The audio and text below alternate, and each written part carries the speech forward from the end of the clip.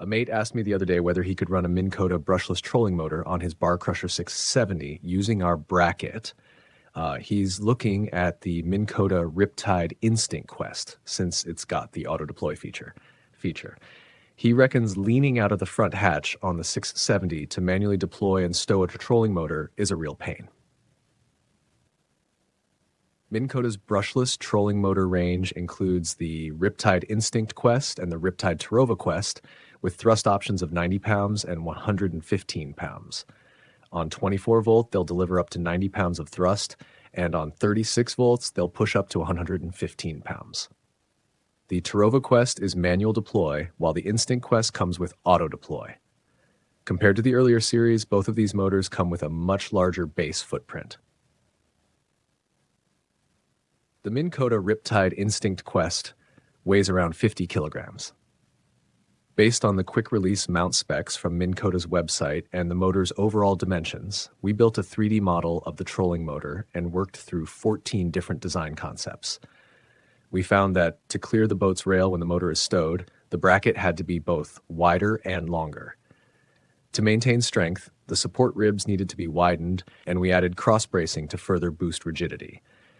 In the end, we settled on the optimal design that balances lightweight construction with high strength. The new ultra heavy-duty UHD bracket has a top surface area 65% larger than the standard version, 518 times 380 millimeters. Its weight is up 85% to 7.8 kilograms, and thickness has increased by 26% to 48.5 millimeters. Let's take a look at the results from the stress analysis in the 3D software. To simulate the most extreme conditions, we assume the trolling motor weighs 100 kilograms. The red areas show a deformation of 0.29 millimeters, the green area 0.14 millimeters, and the blue area 0.001 millimeters. We increase the trolling motor's weight to 200 kilograms. The red areas show a deformation of 0.59 millimeters, the green area 0.34 millimeters, and the blue area 0.001 millimeters. Even under a 200 kilogram load, the bracket's deformation is very small. The maximum is just 0.59 millimeters. This is within the elastic range of the aluminium material. It's similar to an airplane wing. When we fly, we often see the wings flexing, and that movement is an example of elastic deformation. Under a motor thrust of 115 pounds, the motor shaft will bend, while the bracket only deforms by 0.001 millimeters, which is negligible. We also changed the direction of thrust to simulate the motor rotating 360 degrees underwater, and the results were the same. Of course, Minn Kota uses a carbon fiber shaft which is inherently very flexible, so relative to the motor's strength, the bracket is extremely robust. Of course, the bracket's strength is only one part of the equation. The mounting strength to the boat is equally important. Both are essential.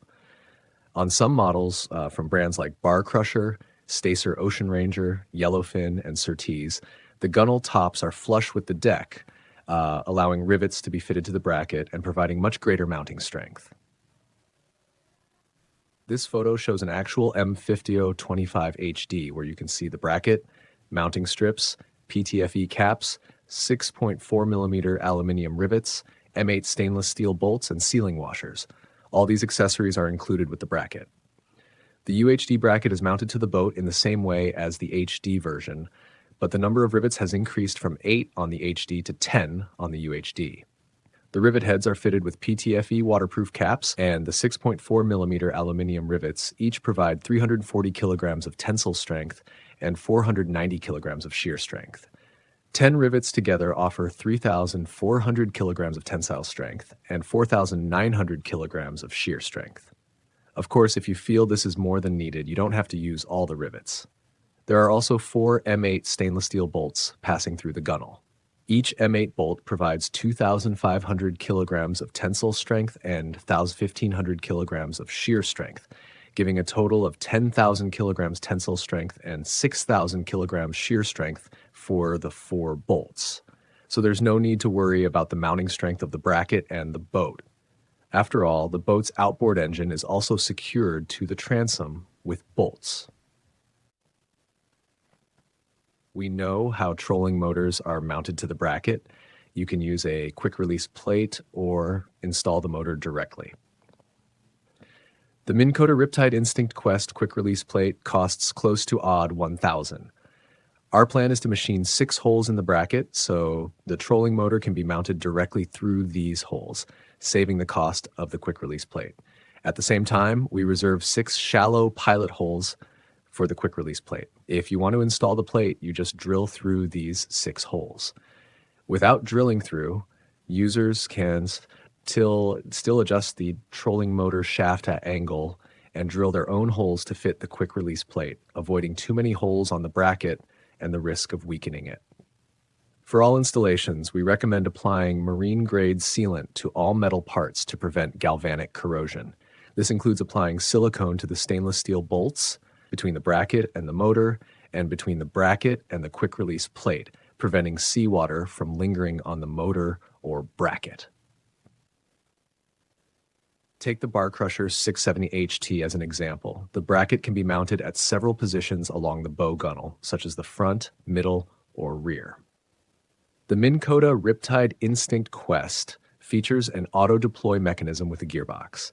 To prevent the gearbox from interfering when the motor is raised or stowed, and to ensure the motor shaft doesn't hit the rails, special attention must be paid to the bracket's mounting position. From the diagram, we can see that the factory bracket position is a good choice. The motor gearbox and the rails don't interfere. The motor shaft clears the rails, and the motor is positioned close to the bow. The Minn Kota Riptide Terrova Quest doesn't have a gearbox, so its mounting position is more flexible. Following the principle of keeping the motor as close to the bow as possible, a position near the bow should be optimal. In either mounting option, the motor's antenna is already quite close to the boat's cabin. We can take a look at photos of a Surtees 6.7 meter game fisher, which is similar in size to the Bar Crusher 670 HT, fitted with a Garmin Kraken using a modified thickness M5534 bracket. We can see that the Kraken's antenna is actually very close to the boat's hull, which ensures the motor's antenna doesn't increase the overall width of the boat, a very important consideration when towing the boat on the road. This UHD bracket is also suitable for other boats to mount the Minn Kota Riptide Instinct Quest, such as the Bar Crusher 6150 HT. Looking at the top-down view of the 650 HT installation, it looks pretty good. The shaft is positioned close to the hull. From the side view, there's a possibility the shaft could intersect with the rails, while the antenna sits even closer to the hull. This is the top-down installation view we saw earlier on the 670 HT. For boat owners who don't want to weld, this is a solid option. The side view also looks good.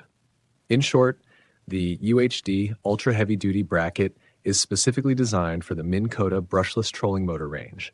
CNC machined, finely crafted, extremely strong, and visually appealing, it's perfect for owners who want to install the Minn Kota Riptide Instinct Quest auto-deploy trolling motor without welding a bracket. Let's take a look at the M5025 HD heavy-duty bracket installed with the Garmin Kraken. Here's a photo of the actual M5025 HD, well made, with all the accessories included. Next, we can see the effect of installing the Garmin Kraken 75-inch on the 650 HT. The trolling motor is mounted very close to the bow, which looks great. The motor shaft is also positioned close to the hull, giving an overall excellent result. The side view looks good as well, with the antenna close to the hull. We can also check out the M5025 HD heavy-duty bracket installed with the Garmin Kraken 75-inch on a Bar Crusher 670 HT. It still looks great. The shaft is mounted almost flush with the rails. This is thanks to the Kraken's highly integrated compact design, allowing for a tight, clean installation. The side view is also very good. Thanks everyone for watching patiently. If you have any better ideas, feel free to leave a comment and join the discussion.